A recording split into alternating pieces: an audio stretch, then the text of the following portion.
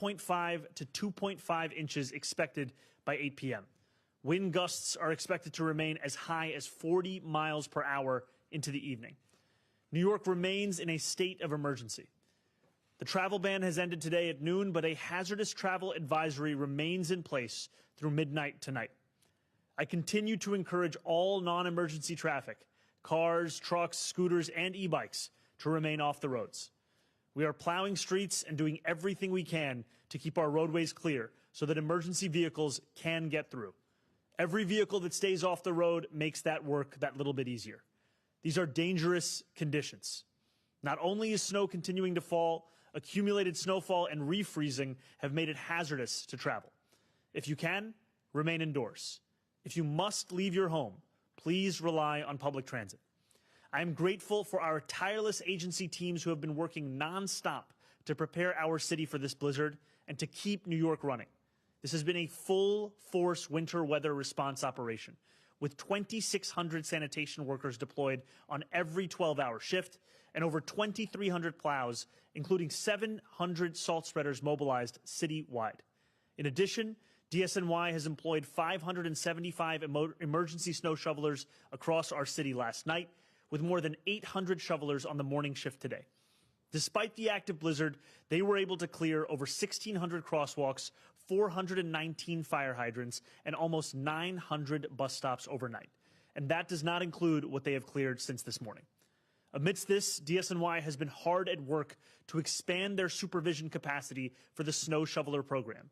And as of today, they can now deploy 1,800 New Yorkers per shift. Due to the historic nature of this blizzard, we've increased pay to $30 per hour. You can walk into any DSNY garage until 8 p.m. this evening and then starting again at 9 a.m. tomorrow. All you need to bring is 2 forms of ID to ensure you get paid. In addition to DSNY, the DOT has also cleared over 1,300 sheltered bus stops so far. All of this is managed through DSNY's Blade Runner 2.0 system, which monitors plowing and salting in real time. You too can track their live progress via our plow tracker at nyc.gov/plownyc. As of 12:30 p.m., DSNY has distributed over 50 million pounds of salt and plowed over 99.5% of city streets at least once. As heavy snow continues to fall, every single street in every single borough will be plowed as many times as necessary to make it safe for emergency travel. As I mentioned earlier, parts of Staten Island are being hit hardest by this winter storm.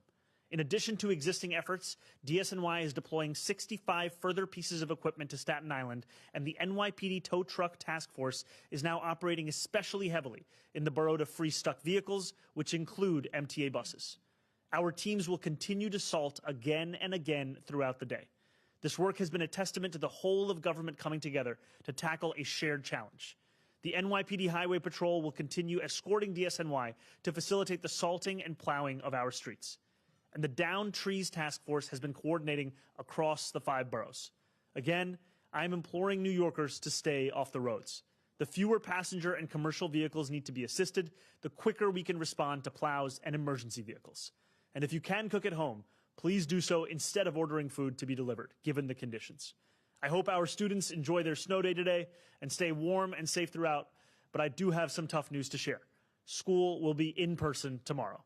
You can still pelt me with snowballs when you see me. Alternate side parking will be suspended through the week. NYC Ferry remains suspended for the rest of today, while the Staten Island Ferry is running half-hour service through the day. A decision will be made on tomorrow's service for both the Staten Island and NYC ferries later today. All public libraries across the city remain closed today. An update on reopening tomorrow will be made and shared later this afternoon. City buildings will be back open to the public tomorrow for in-person city services. Code Blue remains in effect, and an enhanced Code Blue has been extended through Wednesday morning. Throughout this storm, our outreach workers have continually canvassed all 5 boroughs, helping homeless New Yorkers find shelter. Last night, outreach workers made 79 placements. I want to be very clear. If you need warmth and shelter, it is available to you. This morning, our Department of Social Services accelerated the opening of another 100 low-barrier stabilization beds in Upper Manhattan, building on the additional capacity we added during the historic cold snap a few weeks ago. Across our city, we have had 22 warming buses, 11 health and hospitals warming spaces, and 13 school warming centers open. Our health and hospitals mobile warming units have been redeployed to provide clinical assistance, warm food, and clothing. By this afternoon, we will have 15 mobile warming units citywide. Our on-point overdose prevention centers were also open all of last night and will remain open today and overnight tonight as well. I continue to ask New Yorkers to check in on those who may be struggling. If you see someone in need of warmth or shelter, please call 311 immediately so outreach workers can assist. In a code blue, these 311 calls will be rerouted to 911. You can also call 311 directly from our Link NYC kiosks or use them to find the locations of warming centers across the city. We are aware that there were power outages across the city, including over 11,000 New Yorkers in the Rockaways who were without power this morning. NYCM dispatched field personnel to check conditions and make repairs. Power has already been restored to more than 8,000 of those New Yorkers. As a contingency, NYCM has opened warming centers at Far Rockaway High School, Beach Channel High School, and PS 43. For New Yorkers dealing with heat or hot water issues, call your landlord immediately. If you do not hear back promptly, please call 311. HPD staff is working overtime and is on call to help. NYCHA has deployed additional staff this weekend, including technical teams, to respond to elevator, heat, and any other repair issues that may arise. If you are a NYCHA resident dealing with a non-emergency issue, please call 718-707-7771 or submit a work ticket through the My NYCHA application. Lyft began clearing operations at City Bike stations this morning and have cleared 20 stations as of 11:30 a.m. With additional vendors starting at different points throughout the day, we expect their progress to rapidly accelerate as the afternoon continues. And operational agencies have been working to clear fire hydrants, crosswalks, and bus stops around their property as well. While DSNY continues to prioritize snow response, there will be delays in collection. There will be no collection of any material today, February 23rd, or tomorrow, February 24th. We will provide an updated plan on trash collection by end of day tomorrow on what collection will look like for the rest of the week. When we share that plan, we will be prioritizing trash and compost. Recycling will continue to be delayed into the following week. Please hold your recycling and wait to put it out until next week, as you would after certain holidays. Our mandate for property owners to clear 4-foot wide paths across all sidewalks remains in effect. We issued more than 4,000 violations after the last storm. We do not want to issue as many citations again. So please, if you are a property owner, do your part, clear the snow, and help make our city passable for our neighbors, especially those with disabilities. For those shoveling, take it slow. This snow is exceptionally wet and heavy. Your health comes first. Please protect your back and your heart by working slowly and make sure that you're taking frequent breaks. Older adults should stay indoors and should avoid shoveling. The coastal flood warning for low-lying coastal parts of our city ended at 5 a.m. this morning. There are no current warnings issued for our coast flood zones. For those in flood zones or basement apartments, Notify NYC has a special category to alert you in the event that flooding happens. You can sign up at nyc.gov/notify. I urge all New Yorkers to sign up for Notify NYC by texting Notify NYC to 692-692 to receive immediate updates on forecasts and conditions. You can also visit nyc.gov/beready for more information. I know that this is a city full of people who do not like to sit still. And yet, as the snow continues to fall and conditions remain dangerous, I am asking you to do just that. Turn on that crackling fireplace YouTube video. Call that relative whose WhatsApp you haven't responded to. Make an enormous pot of soup and bring some to your neighbors upstairs. And above all, stay warm, stay inside, stay prepared, and stay safe. Thank you very much. And now we'll hear from our NYCM Commissioner, Christina Farrell.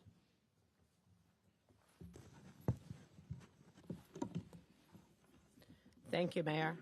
We've been working around the clock with all of city government to respond to this blizzard. We are coordinating any resources and support needed to get the city running and keep New Yorkers safe. We've been here at the Emergency Operations Center since 6 a.m. yesterday morning, and we continue to work 24/7 on storm response. We have 50 different partners with us here, city agencies like police, fire, parks, transportation, also the MTA, Port Authority, Con Ed, PSEG, and nonprofit partners. We have also activated the citywide continuity of operations plan to ensure essential city services are continuing throughout the storm. We are coordinating with Con Ed on real-time power conditions. Roughly 3,000 Con Ed customers are currently without power across the city. Con Ed crews are working on restoring service. As the mayor noticed, as he mentioned, the largest outage was in PSEG Long Island in the Rockaways. Much of that has been restored, and we do have the 3 warming centers open as long as they are needed. The tow truck task force is activated and has already cleared many disabled vehicles from city streets, including 10 ambulances and at least 1 MTA bus. As noted, the Down Tree Task Force is hard at work with the Parks Department and emergency crews responding to reports of downed trees and hazardous conditions. We've received more than 300 reports of downed trees so far. We expect more as people start to head out of their homes and report conditions around their neighbors. If there are trees out around the city, you can call 311 and report those downed trees. Our neighborhood partners that are part of our Strengthening Communities program activated ahead of this storm, as they did with the other storms last month, and we have 29 neighborhood networks who are out supporting local response operations. Our New York City Community Emergency Response Team volunteers are activated. They're assisting throughout the city to safely clear hydrants to support potential fire department operations. Thank you once again to all our CERT members hard at work across the city. Our emergency management field responders have been all over the city 24/7, responding to incidents and weather conditions, power outages, and coastal flooding concerns. We are coordinating with the Port Authority on airport status. Flights were suspended overnight, and travelers should confirm directly with their airline for updates. We are keeping thousands of city, state, and regional partners informed through nonstop interagency calls with public and private sector partners and businesses, utility providers, transportation agencies, nonprofit and faith-based institutions, and elected officials.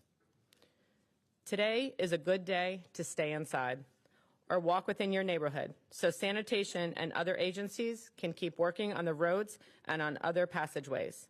Please check in on your neighbors. This has been a brutal winter and it continues to be tough. It's always nice to stop by or call someone to see how they're doing if they need anything, especially seniors, people with disability and medical needs, and family members. We're all New Yorkers and we'll continue to take care of each other. As has been noted, everyone should be signed up for Notify NYC. Over the last couple days of this storm, more than 45,000 New Yorkers have joined the more than 1.4 million New Yorkers who are already signed up. You can also stay in the know and receive messages in 14 languages, including American Sign Language. We continue to be focused on this storm, but sad to say, there could be additional precipitation as early as Wednesday. So we are also preparing for potential smaller amounts of additional snow later this week. We'll be here working hard for all New Yorkers as this snow-heavy winter continues.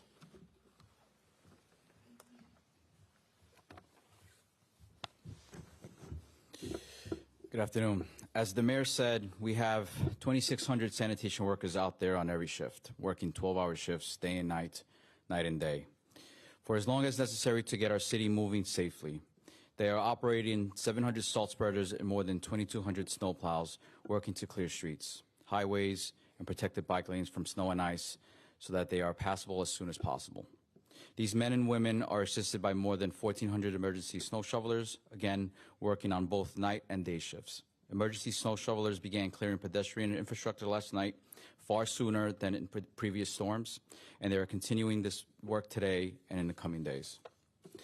Additionally, our partners in city government, DEP, DOT, Parks, and NYPD, are also assisting with snow clearing efforts, and hundreds of pieces of outside equipment from these agencies are out there now alongside the SNY. We are actively employing new tracking mechanisms to oversee the clearing of unsheltered bus stops, crosswalks, and fire hydrants. While these areas are the responsibility of the property owner, we know that the safety of all who use our sidewalks is paramount, and we are stepping in immediately to clear more of the city than ever before. But remember, it is snowing now, and the snow will continue to accumulate on those areas. Fortunately, temperatures are forecasted to be much warmer than they were in the days following Winter Storm Fern, and that will help in snow clearing in the coming days. It also makes our salting operations more effective, but make no mistake, I have been with this department since 1999, and this is one of the biggest snow events I've ever seen. These massive snow totals are coupled with strong winds, meaning massive snow drifts across the city as we plow streets across 5 boroughs. Many of them are covered in snow almost immediately. When the snow does stop falling this evening, property owners will be required to clear a 4-foot path along sidewalks wide enough for pedestrians, wheelchairs, and strollers to pass. If a property sidewalk includes an unsheltered bus stop or curb ramp, property owners are required to clear this as well. Again, while we are stepping in to assist in this work, we will be issuing summonses after the storm for property owners who do not meet this responsibility to keep their neighbors safe. And as snow gives us a beautiful white blanket across our city, please know that this is not an excuse to litter or to not clean up after your dog. We all deserve a clean city. Finally, New Yorkers should know, DSNY is working to ensure your safety. While the travel ban is no longer in effect, please do your part for yourself and for the strongest by staying off the roads while we continue our operations. If you absolutely must drive, please drive slowly, safely, and carefully. Conditions today may continue to be dangerous. Stay inside, stay safe, and follow for updates on social media or via Notify NYC. Thank you.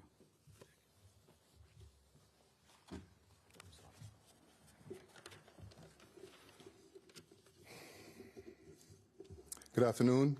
Hope everyone's staying indoors, staying safe, staying cozy. I'd like to once again thank our school communities, students, families, and staff for their flexibility and understanding as the city responded to this blizzard. I'm pleased to announce that based on clear guidance and clear assessment of conditions, all schools will be fully open and operational tomorrow.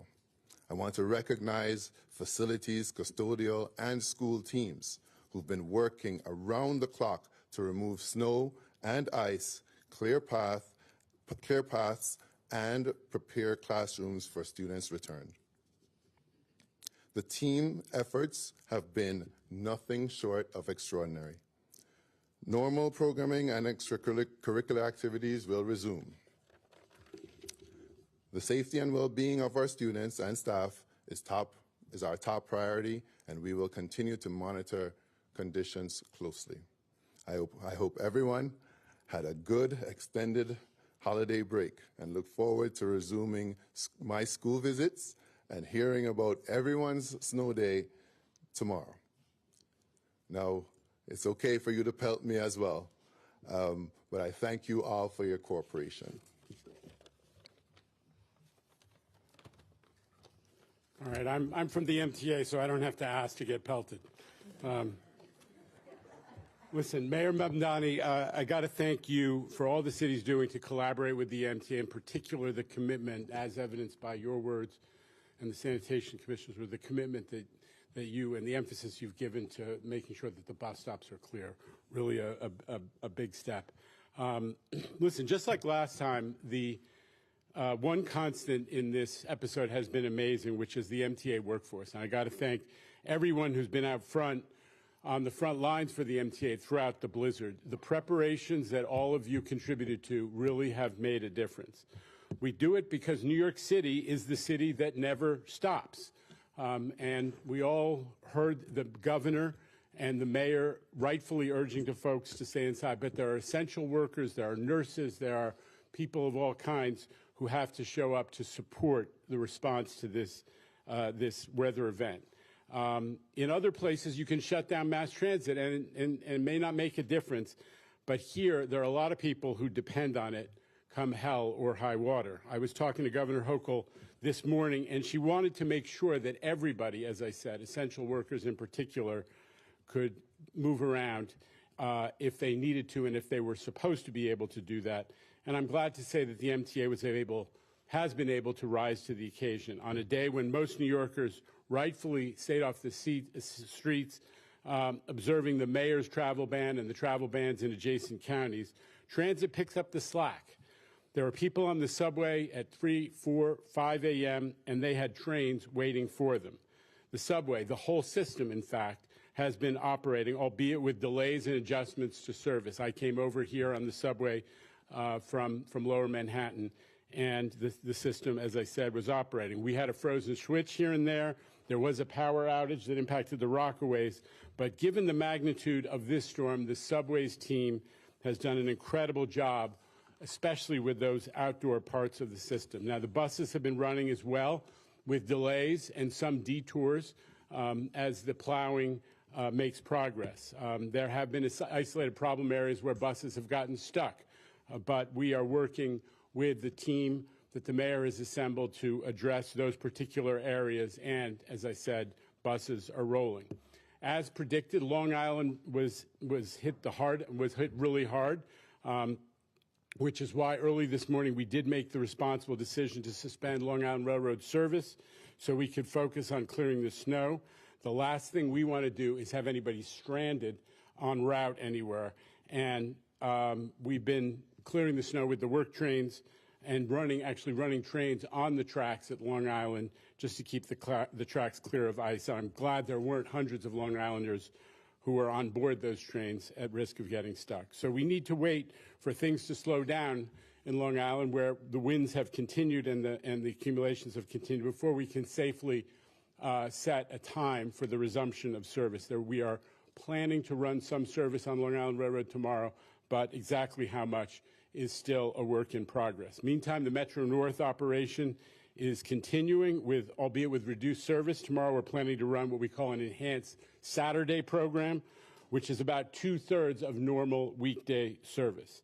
As always, we say to our customers, please stay tuned to all of our customer service channels and the latest information on the MTA app, the Train Time app, social media, and especially the MTA service alerts system. So thank you again to the mayor and to the governor, who's been watching it very closely and has been in touch with the MTA throughout. Thank you. Any more questions on topic, please? Go ahead, Kirsten. On topic, Mr. Mayor. I want to ask you a little bit about the travel ban, which anecdotally at least kept a lot of privately owned vehicles off of the public roadways, making those roadways a lot safer and a lot easier for the rest of the people to do their job for the city. So two quick questions on that. One, why not extend it as Westchester did? And two, have you ever thought about maybe extending that kind of thing to other emergency situations, like where public safety is paramount, like New Year's Eve, Halloween, other big World Cup coming? I can tell you that for right now, my focus is on this blizzard and this storm. However, following the conclusion of it, it is always an opportunity to reflect on longer-standing city policy. On the first part of your question, we have seen that the worst of the impacts of this blizzard have, especially relating to our ability to manage vehicular traffic, have passed. However, these continue to be hazardous, which is why we still have a hazardous travel advisory in place. Now, we also know that this storm has hit different parts of the city in different ways. We're looking at average totals in most neighborhoods of 16 to 19 inches, and then we're looking at parts of eastern Staten Island, and we see 24 inches. So in terms of a citywide approach, it is still one where we have the travel advisory. The ban has come to an end. However, we are also looking to redeploy our resources to make sure that every neighborhood can recover as quickly.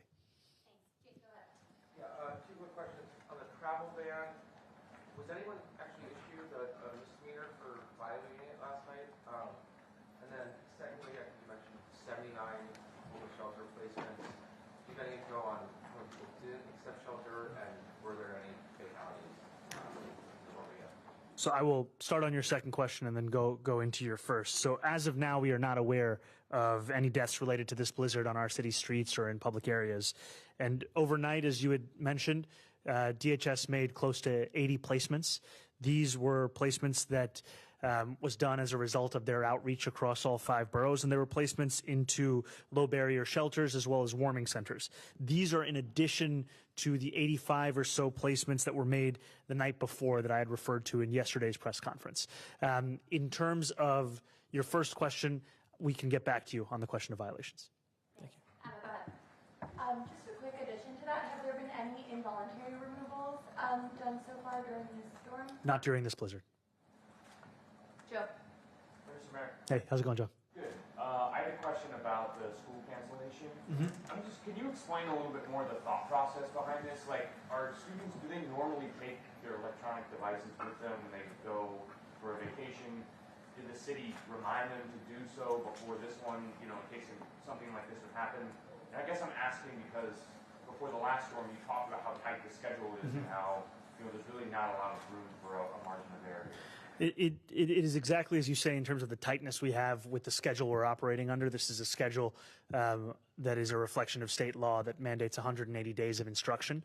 And the confluence of circumstances we were facing would create what you might call the perfect storm between a historic blizzard, the first that we've seen in 10 years, coupled with the fact that students and teachers had been away for a break, which both meant that there were a number of students and teachers who would potentially be stranded in trying to come back into the city for Monday schooling, but also that unlike in the prior winter storm where we could take the steps in advance on Friday or Thursday to ensure that we were sending students home with their devices, this was all being done in response to a previously scheduled break. All those things together brought us to the conclusion that we should apply for a waiver from the state, and we are incredibly grateful to the State Commissioner of Education for having granted that waiver. And then Dan. Are you concerned about people being able to get into school buildings tomorrow, teachers and staff, some teachers who live in the surrounding area? Are there concerns about the roadways tomorrow morning? So I will pass it over to Kevin in a moment to speak a little bit more specifically to that. But what I will tell you is I'm incredibly appreciative of the fact that we've had more than 8,000 DOE workers who have been doing the preparation work for exactly this purpose. Yesterday, today, cleaning out and making sure that our schools are ready for our students, and they're also ready to serve them with a warm meal. Appreciate the thoughtful question. Yesterday, we staffed our Emergency Operations Center for 24/7 in person, and we made sure we deployed all 8,000 employees to make sure that we're clearing every bit of our school property across our 1,400 physical properties. We definitely know that mass transit tomorrow and our school buses will be up and running, so we anticipate all our students and staff make every effort to get to school tomorrow, but we will make sure we're down to asphalt and concrete sidewalks at every school, and our monitoring keeps going through the Emergency Operations Center tonight. So we're staffed and ready for tomorrow. Thank you. Dan, go ahead. Mr. Mayor, I heard you and what your other agency heads say that even though the responsibility for sidewalks and bus stops would be a vendor or a private landlord, city workers are doing the job of keeping them clear. Was that a lesson learned from last time when a lot of New Yorkers, I'll say including myself, complaining, couldn't cross the street, bus stops blocked, corners blocked? Is this the lesson learned that just get it done and then fight with the private landlord or the vendor later? I think part of this is a reflection of the fact that we have to ensure that each and every New Yorker is able to navigate their own city no matter what their mode of transit is. And that means if they're a pedestrian, if they're a cyclist, if they're riding the bus, taking the train, or if they're driving their car. And like you said, Dan, last time around, we saw around 4,000 citations being issued to property owners for the violation of this requirement. However, we know the importance of ensuring that these crosswalks, these sidewalks are not just passable in a technical sense, but also passable with a 4 feet so that New Yorkers who are using wheelchairs or with a stroller, that they can actually get around. And so I'm incredibly thankful, frankly, to the hardworking men and women of DSNY, because what they've been doing alongside with staffing up and running these 2,600 person 12-hour shifts is also expanding their supervision capacity for the emergency snow shoveler program, because that's a program that is focusing predominantly on crosswalks, sidewalks, unsheltered bus stops. And thanks to their work, we've already been able to more than double the number of New Yorkers who are doing that, and we are looking to see that number continue to increase given their newfound capacity of 1,800 per shift. I got time for a few more. Hannah, go ahead. We'll go to Jared. Hi, Hannah. How's it going? Good. How are you? I'm just wondering, there on homeless encampments, do you have any plans to suspend the 7-day window between when you're notified and then when they're taken off the street? And do you have any regrets about how you handled the homeless situation last time? So there are no cleanups that will take place over the course of the blizzard. The blizzard is a time when our focus should be not on physical infrastructure, but on people and on getting them indoors. And I'm incredibly thankful, frankly, to the more than 500 outreach workers who have been traversing our city to look to connect homeless New Yorkers with their services and the support that they need. And I can tell you that the last storm was one of the first storms that our city had seen in quite some time. and we took a hard look at everything that worked and started it from the first day of this blizzard response, and then took a sense of what can we enhance across the board, because we're always looking to hold ourselves to a standard of excellence. And so that is also why we have started the work of geotagging every single bus shelter and crosswalk. That's also why we have looked to do sustained outreach of expanding the emergency snow shoveler program to supplement the city's work. And it's also why, frankly, that we made the decision to bring in additional equipment in advance of this storm, because what we're looking at, you know, the last time we thought we were going to get a blizzard was 2017, and it didn't come to materialize. The year before that, we actually had one. This is of that nature. This has parts of our city in 24 inches of snow. It requires us doing everything we can to respond. I also have a follow-up on the removals. You mentioned the DHS was in charge of the 79 got replaced. Were there any placements made by the NYPD? I know you said there were no involuntary removals, but can you just clarify that? We can get back to you on that. I can tell you that the NYPD has made a number of placements in response to the prior storm and has been a critical part of the first responders that we have. Jared, last question. Hey, how's it going? So you mentioned there's been no fatalities in this storm. Do you attribute that to a different approach, or because the cold wasn't as much of a factor? You know, I think when we're talking about the previous storm, we're talking about a level of Arctic conditions that the city had not seen for many, many years. And unlike in prior storms, after the snowfall, there wasn't an increase in temperature. Even this time around, though it is a blizzard, one of the few pieces of good news is that we will see 40-degree weather sometime in this week. The previous time, we were seeing sub-freezing weather for day after day after day. There was a period where it was colder in New York City than it was in Antarctica. And that is the chief reason that the city was facing an extended period of hazardous conditions. And this time around, we're seeing it'll be a much shorter runway. And also, we're always looking to enhance the work that we're doing to ensure that New Yorkers are getting exactly the kind of service and response they deserve. Thank you all. Thank you. Thank you so much.